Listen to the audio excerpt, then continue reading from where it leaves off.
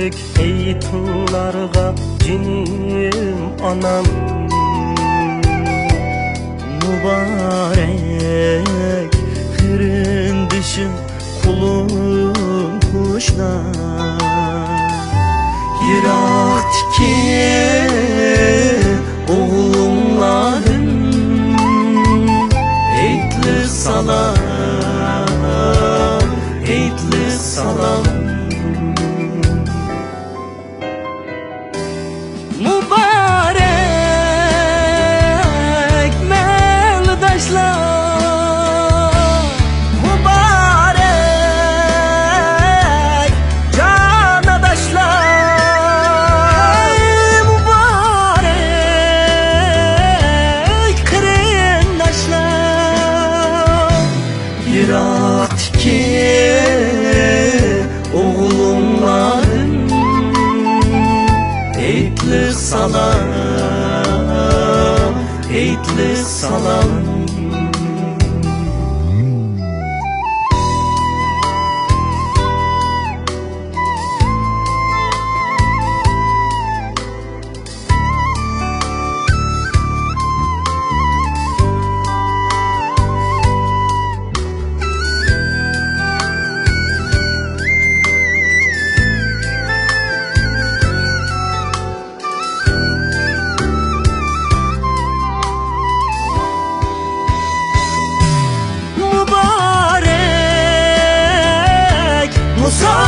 Musafirler